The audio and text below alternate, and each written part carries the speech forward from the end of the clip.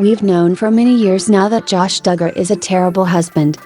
This is someone who admittedly cheated on his wife, via adultery website Ashley Madison, and, let's not forget, who also molested his own sisters back when he was a teenager.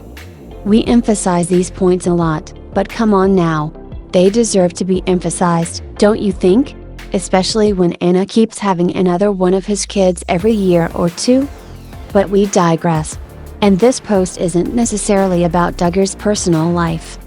It's actually about his professional dealings and how the former reality star appears to be a terrible business person as well.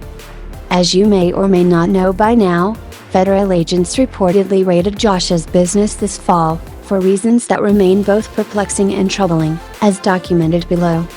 To no one's surprise, Josh appears to be lying about what is going on, but the disgraced father of 6 cannot lie about the following because it's a matter of public record.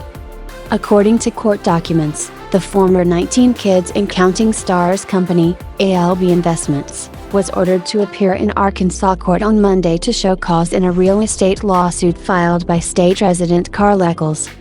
Eccles initially filed the lawsuit against his own cousin, Edward L. Lewis, and Duggar's company in April, claiming that he purchased an Arkansas property from Lewis for $17,500 in the early 2000s.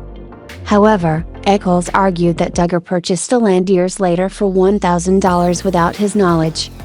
As previously detailed, Josh has tried and failed to remove his name from this latest legal scandal.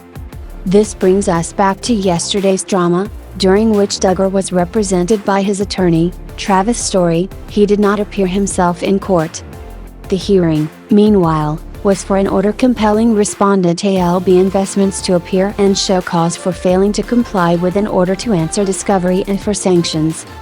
In other words, the company had been ignoring various requirements associated with the aforementioned lawsuit, and a judge is now calling it out for taking such an action.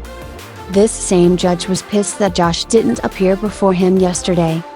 The court has given Duggar until 4 p.m. CST today to answer about 30 questions from the petitioner's attorney. And if the deadline is missed, the judge said a body attachment will be issued, said Eccles' lawyer, Keshuki Appenley, referring to Josh and adding, "That means it's like an arrest warrant because you must appear in court." So far in the discovery process, we asked for the names of all of the members of ALB Investments, Appenley told Fox News. The attorney would not answer that question. He said Josh Duggar is the only member of ALB Investments who knew about this issue. If this all sounds a tad complicated, there's really just one important takeaway. Josh Duggar is accused of basically stealing another man's land, and is now being accused of trying to stonewall the investigation into this illicit behavior. We wouldn't shed any tears if Duggar ends up in prison, but the timing would be unfortunate because he and wife Anna only just welcomed their 6th child.